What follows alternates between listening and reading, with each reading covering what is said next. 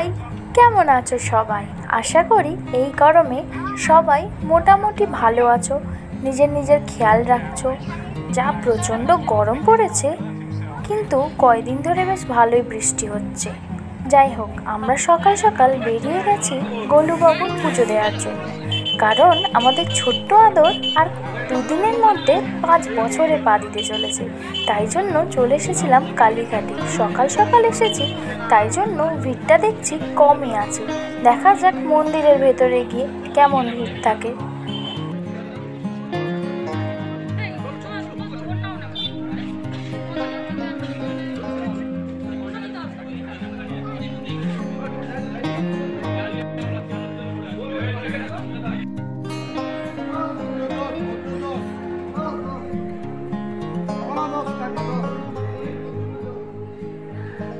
মন্দিরের ভেতরে গিয়ে দেখলাম খুব একটা ভিড় ছিল না।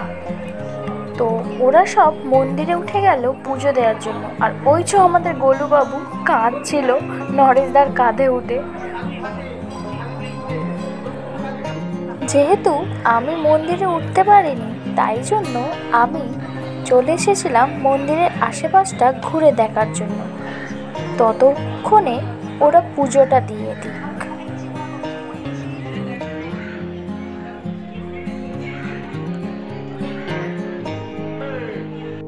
কালীঘাটের মন্দিরটা এবং মন্দিরের আশেপাশের চত্বরগুলো এত সুন্দরভাবে নবরূপে নির্মিত হয়েছে, সত্যি খুব ভালো লাগছিল। সকাল সকাল মন জুড়িয়ে যাচ্ছিল।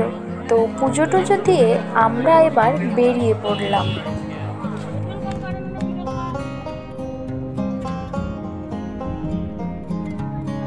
কালীঘাট থেকে বেরিয়ে এবারে আমাদের গন্তব্য ভবতারিণী মায়ের বাড়ি, দক্ষিণেশ্বরের মন্দির। দূরে ওই দ্বিতীয় হুগলি সেতু দেখা যাচ্ছিল, এত অপরূপ লাগছিল।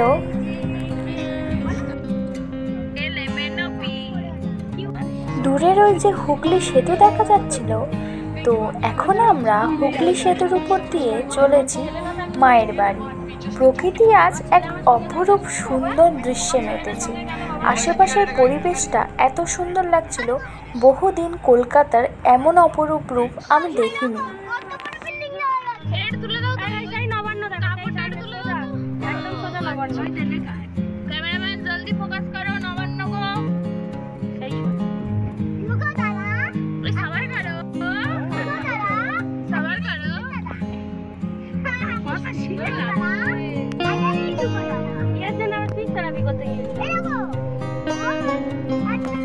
বললাম না, প্রকৃতি আজ এক অন্য খেলায় মেতেছে।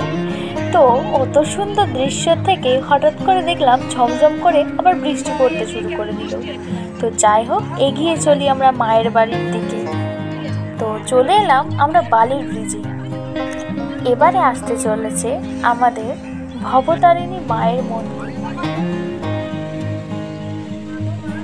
গঙ্গা নদী আর নীল সাদা মেঘের আকাশ যেমন খেলায় মেতে উঠেছে তাদের সৌন্দর্য দেখাতে, তারই মাঝখানে দেখা দিল ভবতারিণী মায়ের বাড়ি। কি অপরূপ দৃশ্য, না দেখলে নিজের চোখকে বিশ্বাস করা যায় না।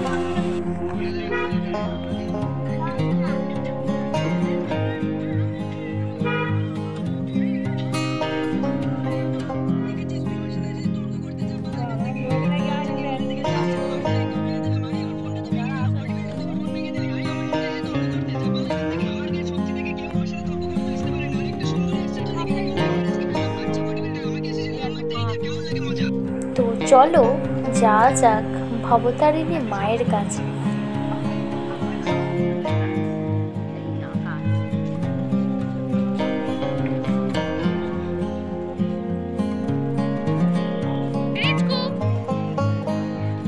আমাদের সেই ছোট্ট সোনাটা দেখতে দেখতে আজ কত বড় হয়ে গেল, আর ওকে নিয়েই আমরা ওর জন্যই পুজো দিতে এসেছি।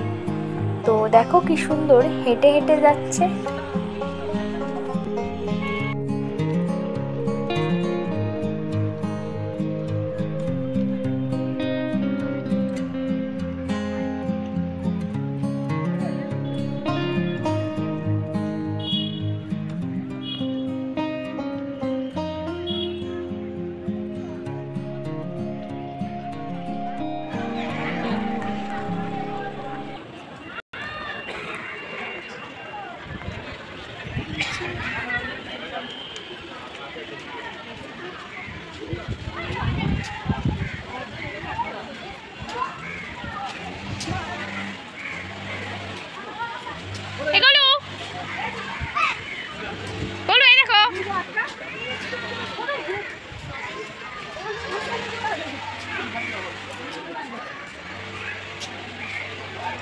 প্রথম থেকে খাবি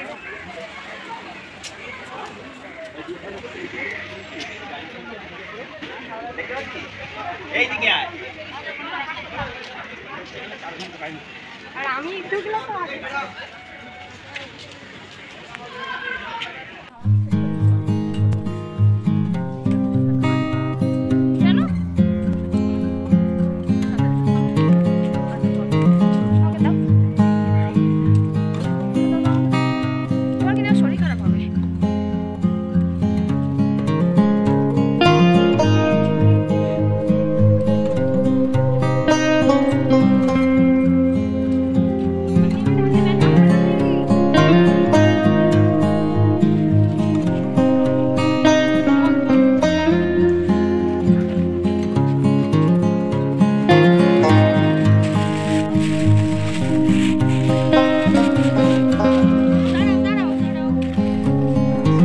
গরুবাবুকে গঙ্গায় স্নান করিয়ে তারপরে পুজো দিতে যাওয়া হবে।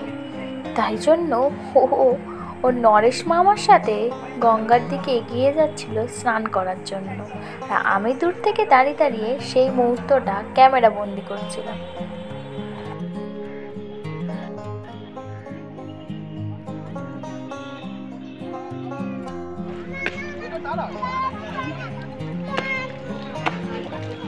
না দাঁড়ালে একটু স্নান করাবো, দাঁড়াবে তো। আচ্ছা আচ্ছা, এখানে দাঁড়া, এখানে করলি আমি করবো না। মাটি গঙ্গা জল মাটি আমাকে স্নান করতে হবে, এটা কোনো কথা হলো?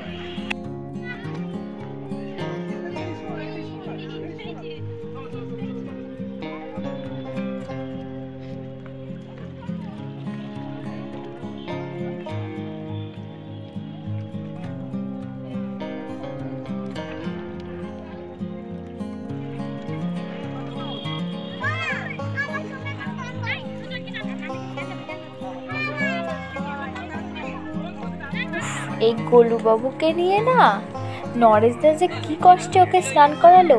সে তো নরেশ মামা আর ও নাকি দুজনেই স্নান করবে একসাথে। তো যাই হোক, ওর স্নান করানো কমপ্লিট। এবারে যাওয়া যাক পুজোর দিকে।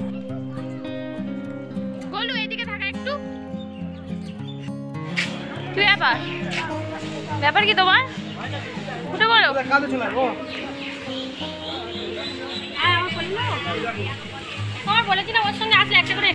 দেখছো তো, এইভাবে সারা মন্দির চত্বর ও নরেশদার কাঁধে করে ঘুরে বেরিয়েছে। তারপরে ওর নাকি পা ব্যথা করছে, তার জন্য বসে গেছিল। তো এবারে যা হয়েছিল পুজোর ডালা কিনতে। উফ, আর বলবেন না, সবাই মিলে এত ডাকাডাকি করছিল যে দিদি এইখানে আসুন ওইখানে আসুন, মানে সত্যি বলতে। যাই হোক, পুজোর প্রসাদটা কিনে নেওয়া হোক, নাহলে পুজো দিতে লেট হয়ে যাবে।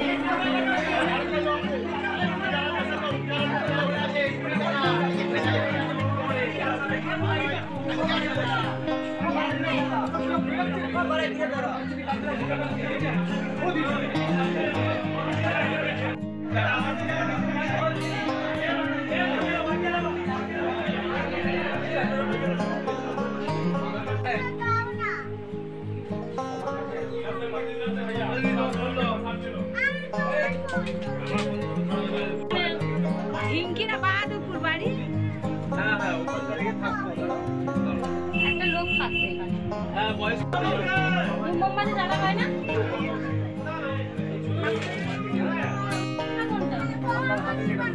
ওইটা কি জন্য করছে?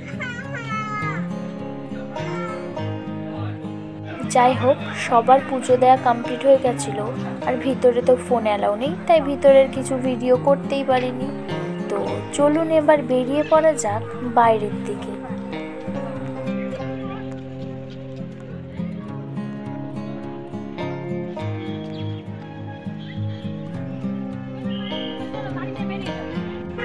দক্ষিণেশ্বর থেকে চলে এলাম বাবা বড় কাছারির কাছে।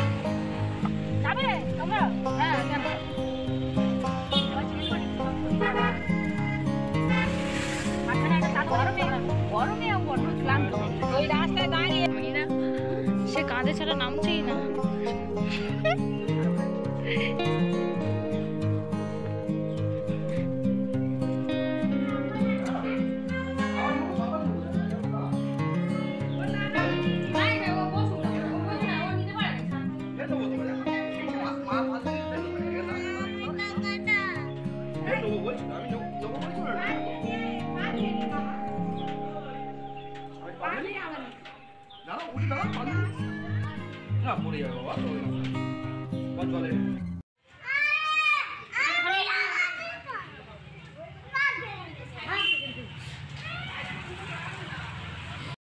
আমাদের কার্টুন ওই জন্য তার ভিডিও করছি।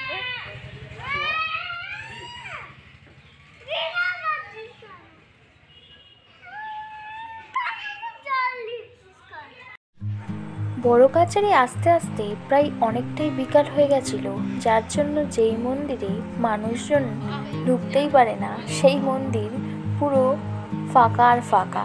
যাই হোক, ওরা সুষ্ঠুভাবে পুজো দিতে পারবে, পুজোটা তাহলে ওরা দিয়ে নিক।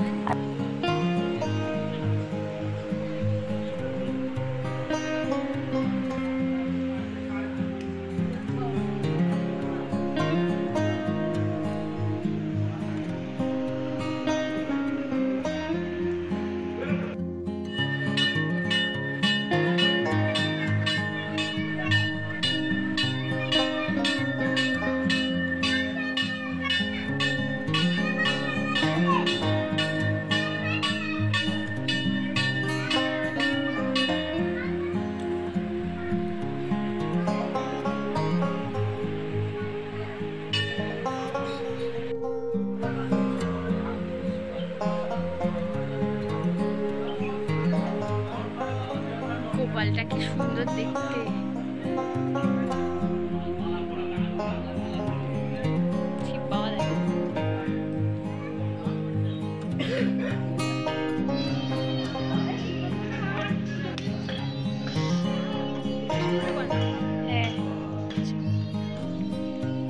তোর ভাড়া দিতে হবে আমার।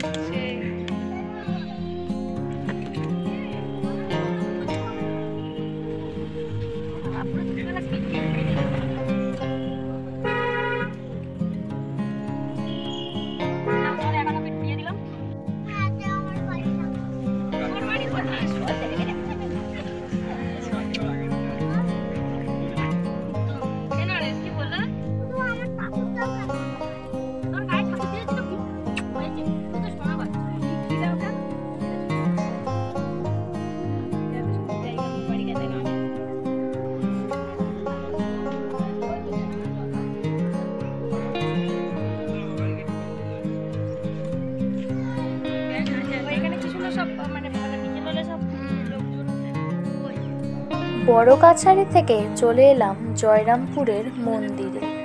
তখন দেখলাম শিব বাবার মন্দিরের গেট বন্ধ করে দিয়েছে।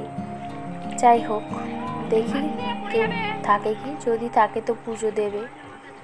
যাই হোক, বাবার কাছে এলাম, এটাই অনেক। আর এই যে আমাদের গোলুবাবু ঘুরে বেড়াচ্ছে।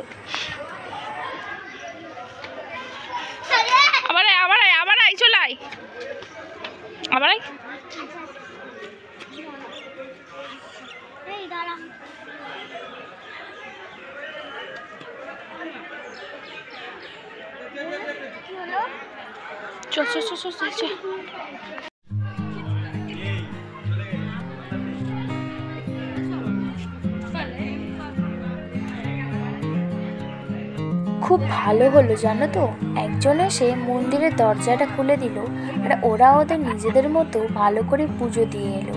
তো পুজোটা কমপ্লিট হয়ে যাওয়ার পর আমরা বেরিয়ে পড়লাম বাড়ি ফেরার পথে। তো সবাই গোলুবাবুকে অনেক আশীর্বাদ করো, ও যেন ভালো থাকে। আজ আসি, দেখা হবে পরের ভিডিওতে।